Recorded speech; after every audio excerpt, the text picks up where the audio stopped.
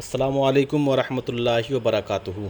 الحمدللہ رب العالمین والصلاۃ والسلام علی سید المرسلین وصحبہ اجمعین۔ اللہم صلی علی سیدنا و شفیعنا مولانا محمد بارک وسلم صلو علیہ صلاۃ وسلام علیک یا رسول اللہ صلی اللہ تعالیٰ علیہ وآلہ وسلم۔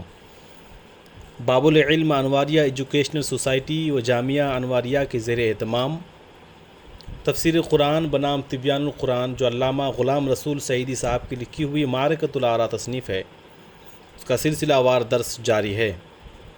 انشاءاللہ آج ہم سبق کا آغاز صفحہ نمبر 279 سے کریں گے، تو چلیے شروع کرتے ہیں۔ بسم اللہ الرحمن الرحیم۔ ان الذین کفروا سواء علیہم اانذرتہم ام لم تنذرہم لا یؤمنون ختم اللہ علی قلوبہم وعلی سمعہم وعلی ابصارہم غشاوہ ولہم عذاب عظیم۔ ترجمہ: بے شک جو لوگ کفر میں راسخ ہو چکے ہیں ان کے حق میں برابر ہے، خواہ آپ ان کو ڈرائیں یا نہ ڈرائیں، وہ ایمان نہیں لائیں گے۔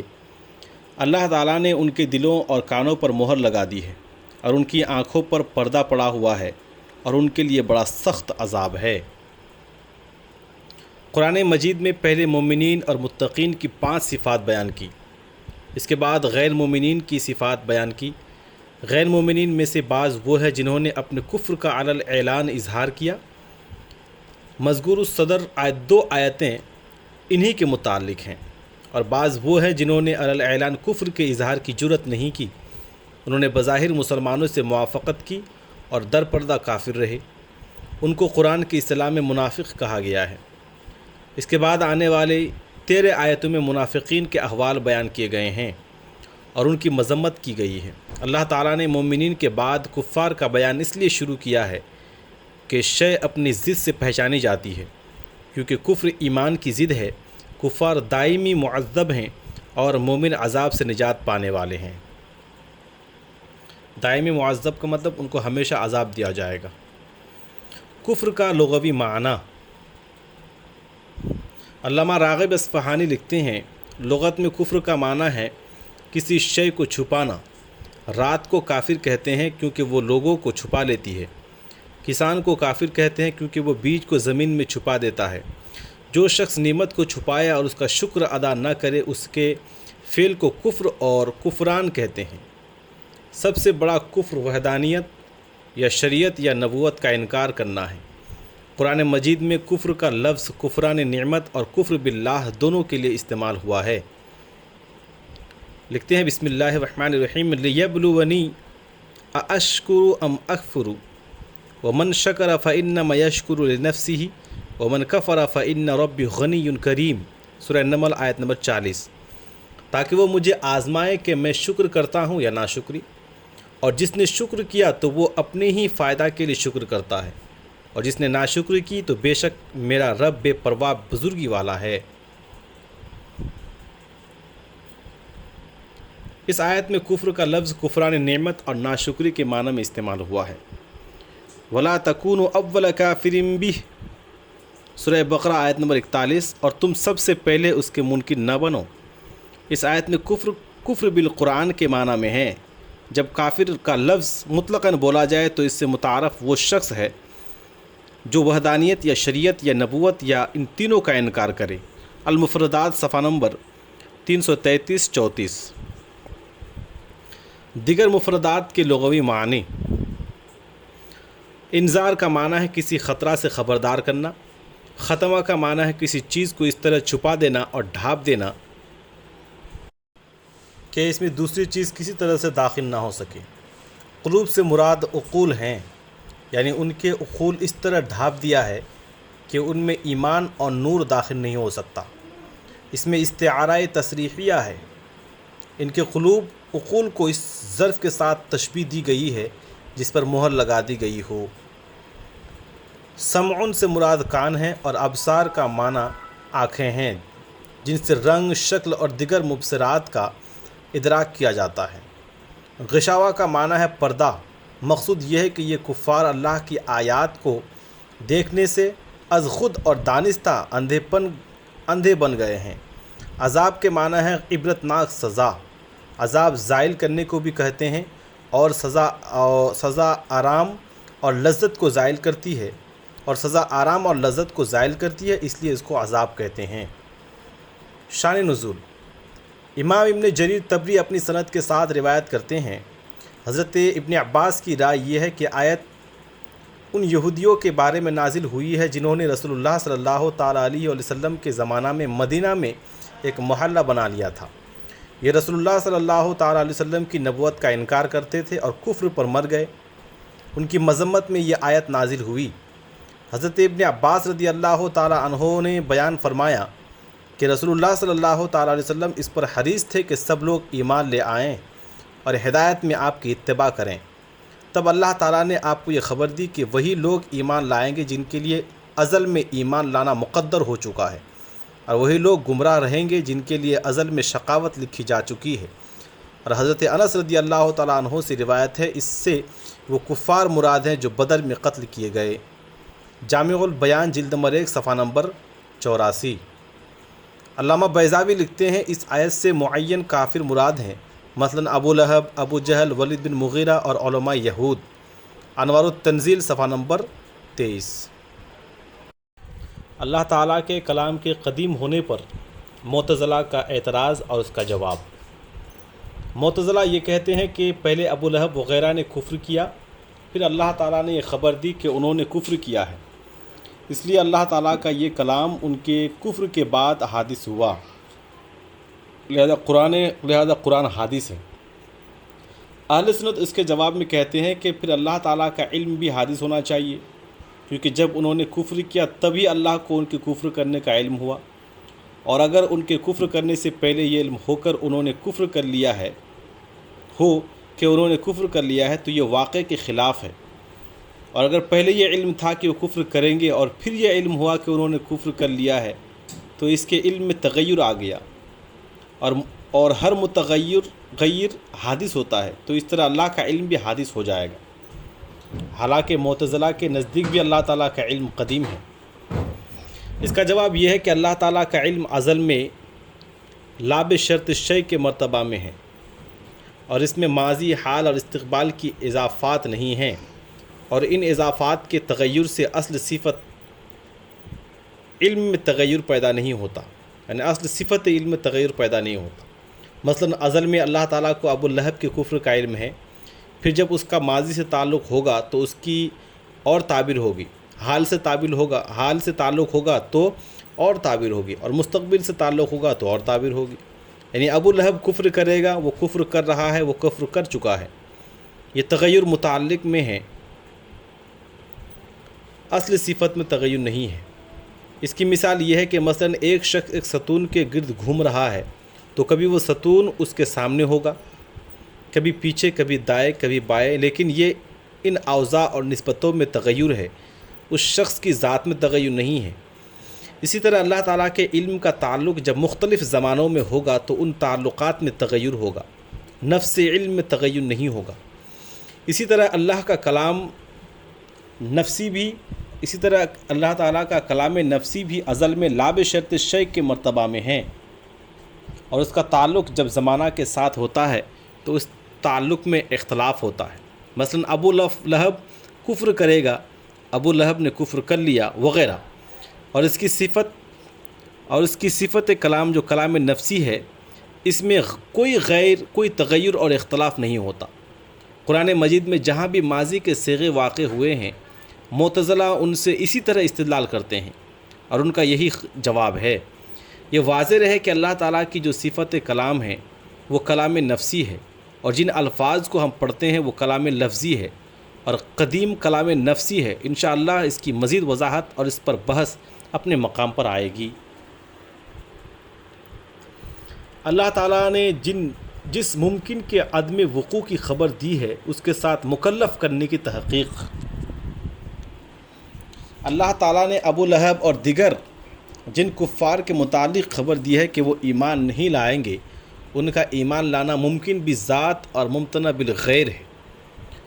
ان کا ایمان لانا ممکن بالذات اس لیے ہے کہ وہ ایمان لانے کے مکلف ہیں، اور ممتنع بذاتہ ہی کے ساتھ مکلف کرنا صحیح نہیں ہے، کیونکہ وہ انسان کی وسعت میں نہیں ہے۔ اللہ تعالیٰ کا ارشاد ہے لا یکلف اللہ نفسا الا وسعها، سورہ بقرہ آیت نمبر 286۔ اللہ تعالیٰ کسی شخص کو اس کی طاقت سے زیادہ مکلف نہیں کرتا۔ اور ممتنع بالغیر اس لیے ہے کہ اللہ تعالیٰ نے خبر دی ہے کہ وہ ایمان نہیں لائیں گے۔ اب اگر وہ ایمان لے آئیں تو اللہ تعالیٰ کی خبر کاذب ہو جائے گی، اور اللہ تعالیٰ کی خبر کا کاذب ہونا محال بالذات ہے۔ لہذا ابو لہب وغیرہ کا ایمان لانا محال بالذات کو مستلزم ہے، اور جو ممکن محال بالذات کو مستلزم ہو وہ ممکن بالذات ممتنع بالغیر ہوتا ہے۔ اس لیے ابو لہب وغیرہ کا ایمان لانا ممکن بالذات ممتنع بالغیر ہے۔ محال بالذات کے ساتھ مکلف کرنے پر علامہ بیضاوی کی دلیل اور اس کا جواب۔ علامہ بیضاوی نے یہ کہا ہے کہ تکلیف بالمحال عقلاً جائز ہے، لیکن تتبع اور استقراء، جستجو اور تفتیش سے یہ ثابت ہے کہ تکلیف بالمحال واقع نہیں ہے۔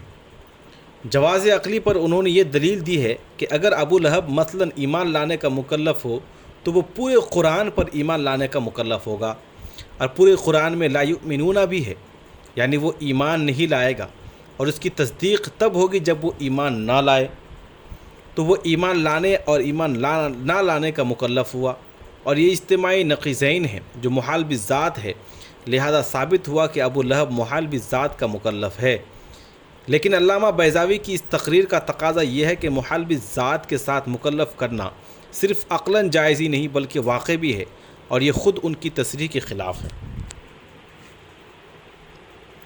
اس تقریر کا جواب یہ ہے کہ ابو لہب مثلاً ایمان لانے کا فی نفسہ ہی مکلف ہے، اس سے قطع نظر کر کے کہ اللہ تعالیٰ نے اس کے متعلق لا یؤمنون فرمایا ہے، اور اس آیت سے صرف نظر کر کے فی نفسہ ہی اس کا ایمان لانا ممکن بالذات ہے، اور اسی اعتبار سے ایمان لانے کا مکلف ہے۔ اور کسی چیز کے ہونے یا نہ ہونے کی خبر دینے سے وہ چیز نفس امکان سے خارج نہیں ہوتی۔ مثلاً فرض کیجئے اللہ تعالیٰ کو زید کے متعلق علم ہے کہ وہ نماز نہیں پڑھے گا، اب زید کا نماز پڑھنا محال ہوگا، کیونکہ اگر وہ نماز پڑھ لے تو اللہ تعالیٰ کا علم جہل سے بدل جائے گا، اور اللہ تعالیٰ کا جہل محال بالذات ہے۔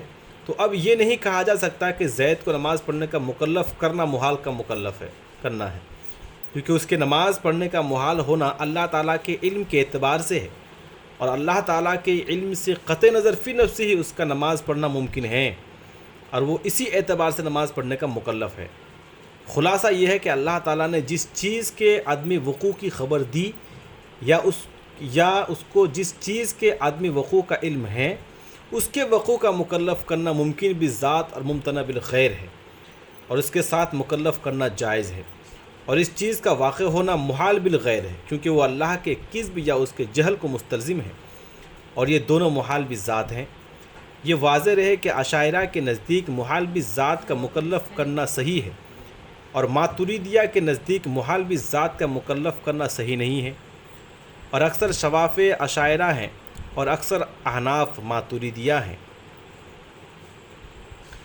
جن کا ایمان نہ لانا مقدر ہو چکا ہے ان کو تبلیغ کرنے کی وجہ۔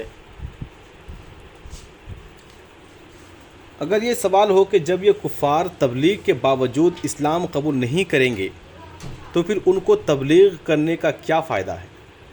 اس کا جواب یہ ہے کہ اگر ان کو تبلیغ نہ کی جائے تو ممکن ہے وہ قیامت کے دن یہ عذر پیش کریں کہ ہم کو تبلیغ ہی نہیں کی گئی، ہم اسلام کیسے لاتے؟ لہٰذا ان پر حجت تمام کرنے کے لیے ان کو تبلیغ کی گئی۔ دوسرا جواب یہ ہے کہ وہ اسلام قبول کریں یا نہ کریں، ان کو تبلیغ کرنے سے رسول اللہ صلی اللہ تعالیٰ علیہ وسلم کو بہرحال ثواب حاصل ہوا۔ یہی وجہ ہے کہ اللہ تعالیٰ نے فرمایا سواء علیہم، ان کے لیے برابر ہے، یہ نہیں فرمایا سواء علیک، آپ کے حق میں برابر ہے، جیسا کہ بت پرستوں کے متعلق فرمایا وَإِن تَدْعُوهُمْ إِلَى الْهُدَى لَا يَتَّبِعُوكُمْ سَوَاءٌ عَلَيْكُمْ أَدَعَوْتُمُوهُمْ أَمْ أَنْتُمْ صَامِتُونَ، سورہ اعراف آیت نمبر 193۔ اور اے مشرکو، اگر تم اپنے بتوں کو اپنی ہدایت کے لیے پکارو تو وہ تمہارے پیچھے نہ آ سکیں گے، لہٰذا تمہارے لیے برابر ہے کہ تم ان کو پکارو یا چپ رہو۔ اگر اس آیت سے معین کفار مراد ہوں جیسا کہ حضرت انس کی روایت ہے یا جس طرح علامہ بیضاوی نے نقل کیا ہے کہ اس سے ابو لہب، ابو جہل وغیرہ مراد ہیں، تو یہ رسول اللہ صلی اللہ تعالیٰ علیہ وسلم کا معجزہ ہے کہ جن کے ایمان نہ لانے کی آپ نے پہلے خبر دے دی ہے اور وہ بہرحال ایمان نہ لا سکے اور کفر ہی پر مرے۔ جب کفار کے دلوں پر مہر لگا دی گئی تو پھر ان سے مواخذہ کیوں؟ یعنی جب ان کے دلوں پر مہر لگا دی گئی ہے کہ وہ ایمان نہیں لے کے آئیں گے تو پھر آخرت میں ان سے مواخذہ کیوں ہوگا، ان پر ہے نا کیوں ان سے پرسش ہوگی اس طرح کے گناہ کرنے کی وجہ سے؟ اس جگہ پر یہ اعتراض ہوتا ہے کہ جب اللہ تعالیٰ نے کفار کے دلوں اور کانوں پر مہر لگا دی اور ان کی آنکھوں پر پردے ڈال دیے تو ان کے لیے اسلام کے دلائل پر غور و فکر کرنا اور اس کو سننا اور دیکھنا ممکن نہ رہا۔ تو اس صورت میں اگر وہ ایمان نہ لائے تو اس میں ان کا کیا قصور ہے؟ یہ ایک سوال ہے۔ اس کا جواب یہ ہے کہ جب کفار اپنے باپ دادا کی اندھی تقلید میں راسخ ہو گئے، کفر اور معصیت سے والہانہ محبت کرنے لگے اور ایمان اور عبادت الہی کو بہت برا جاننے لگے اور اسلام کے دلائل میں غور و فکر کرنے سے اعراض اور امتناع پر ڈٹے رہے اور اپنی بے جا ضد اور ہٹ دھرمی سے باز نہ آئے، تو اللہ تعالیٰ نے ان کی سرکشی اور ہٹ دھرمی کی سزا میں ان کے دلوں اور دماغوں کو ایسا بنا دیا کہ وہ قبول حق کے قابل نہ رہے اور کان حق کی سماعت سے عاری ہو گئے، اور اس کیفیت کو اللہ تعالیٰ نے ان کے دلوں اور کانوں پر مہر لگانے کے ساتھ تعبیر فرمایا، اور انسان کی آنکھ خارج میں اور اپنے نفس میں جس صلاحیت سے دلائل توحید دیکھتی ہے، ان کی آنکھوں سے وہ صلاحیت سلب کر لی اور اس کو ان کی آنکھوں پر پردہ کے ساتھ تعبیر فرمایا، ورنہ حصی طور پر ان کے دلوں اور کانوں پر کوئی مہر تھی اور نہ ان کی آنکھوں پر کوئی پردہ تھا۔ اللہ تعالیٰ نے کفر کی مسلسل ہٹ دھرمی اور عناد کی سزا میں ان سے قبول حق کی استعداد سلب کر لی۔ اس کو اللہ تعالیٰ نے حسب ذیل آیتوں میں تبع، اغفال اور اقصاء سے تعبیر فرمایا ہے۔ اولئک الذین طبع اللہ علی قلوبہم وسمعہم وابصارہم، سورہ نحل آیت نمبر 108۔ یہ وہ لوگ ہیں جن کے دلوں اور کانوں اور آنکھوں پر اللہ تعالیٰ نے مہر لگا دی ہے۔ وَلَا تُطِعْ مَنْ أَغْفَلْنَا قَلْبَهُ عَنْ ذِكْرِنَا، سورہ کہف آیت نمبر 28۔ اور آپ اس کی اطاعت نہ کریں جس کا دل ہم نے اپنی یاد سے غافل کر دیا۔ فَبِمَا نَقْضِيهِمْ مِيثَاقَهُمْ لَعَنَّهُمْ وَجَعَلْنَا قُلُوبَهُمْ قَاسِيَةً، سورہ مائدہ آیت نمبر 13۔ تو ان کی اتنی بڑی عہد شکنی کی وجہ سے ہم نے ان پر لعنت کی اور ان کے دلوں کو سخت کر دیا۔ ہم نے یہ بیان کیا ہے کہ اللہ تعالیٰ نے کفار کی سرکشی اور ہٹ دھرمی کی وجہ سے بطور سزا ان کے دلوں اور کانوں کو قبول حق کے قابل نہ رہنے دیا۔ اس کی دلیل حسب ذیل آیات ہیں۔ فَبِمَا نَقْضِيهِمْ مِيثَاقَهُمْ وَكُفْرِهِمْ بِآيَاتِ اللَّهِ وَقَتْلِهِمُ الْأَنْبِيَاءَ بِغَيْرِ حَقٍّ وَقَوْلِهِمْ قُلُوبُنَا غُلْفٌ بَلْ طَبَعَ اللَّهُ عَلَيْهَا بِكُفْرِهِمْ فَلَا يُؤْمِنُونَ إِلَّا قَلِيلًا وَبِكُفْرِهِمْ وَقَوْلِهِمْ عَلَى مَرْيَمَ بُهْتَانًا عَظِيمًا، سورہ نساء آیت نمبر 155-56۔ پھر ان کے عہد توڑنے، اللہ کی آیات کا انکار کرنے، انبیاء علیہم السلام کو ناحق قتل کرنے اور یہ کہنے کی وجہ سے کہ ہمارے دلوں پر غلاف ہیں، یہ غلاف ہیں، بلکہ اللہ نے ان کے کفر کی وجہ سے ان کے دلوں پر مہر لگا دی، تو ان میں سے ایمان نہیں لائیں گے مگر تھوڑے، اور ان کے کفر اور مریم پر بہت بڑا بہتان باندھنے کی وجہ سے بھی۔ وَلَوْ عَلِمَ اللَّهُ فِيهِمْ خَيْرًا لَأَسْمَعَهُمْ، اور اگر اللہ ان میں کوئی بھلائی جانتا تو ان کو ضرور سنا دیتا، سورہ انفال آیت نمبر 23۔ كَلَّا بَلْ رَانَ عَلَى قُلُوبِهِمْ مَا كَانُوا يَكْسِبُونَ، ہرگز نہیں بلکہ ان کے کرتوتوں نے ان کے دلوں پر زنگ چڑھا دیا ہے، سورہ مطففین آیت نمبر 14۔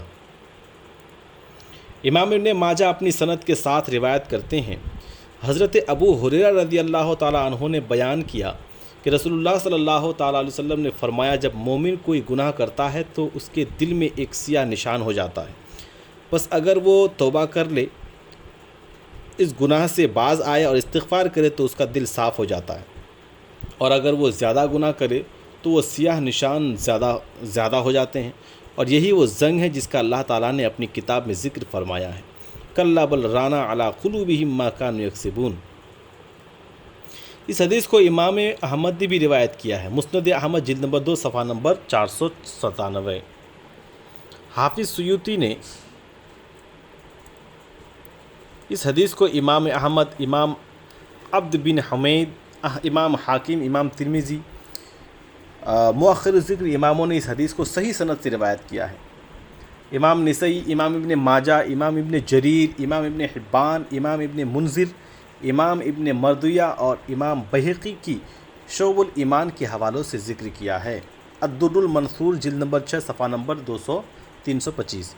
ہر چند کی اس حدیث میں یہ بیان کیا گیا ہے کہ معصیت سے مومن کے دل پر زنگ چڑھ جاتا ہے، اور اگر معصیت سے توبہ نہ کی جائے تو وہ زنگ اور زیادہ ہو جاتا ہے۔ تاہم اس حدیث سے یہ قیاس کیا جا سکتا ہے کہ جب معصیت سے دل پر زنگ چڑھ جاتا ہے اور معصیت پر اصرار سے وہ زنگ زیادہ ہو جاتا ہے تو کفر اور اس پر اصرار اور ہٹ دھرمی سے تو دل بطریق اولا ممکن طور پر سیاہ اور تاریک ہو جاتا ہے، اور دل کی یہ سیاہی اور تاریکی کفار کی اپنی شامت اعمال کی وجہ سے ہے۔ اللہ تعالیٰ کا ان پر کوئی ظلم اور جور نہیں۔ قلب کی تعریف۔ قلب گوشت کا ایک صنوبری عضو ہے جس کا کام خون کو تمام جسم میں پہنچانا ہے۔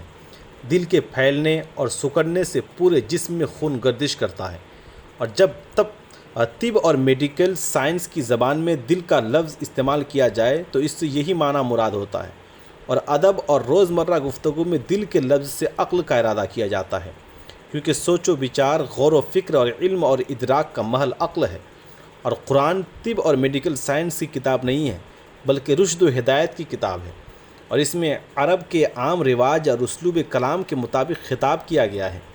اس لیے قرآن کی زبان میں قلب سے عقل ہی مراد ہوتی ہے۔ اس پر مزید تفصیل کے لیے شرح صحیح مسلم جلد رابع کا مطالعہ فرمائیں۔ فَتَكُونَ لَهُمْ قُلُوبٌ يَعْقِلُونَ بِهَا سورہ حج آیت نمبر 46 کی تفسیر میں ہم اس پر انشاءاللہ سیر حاصل بحث کریں گے۔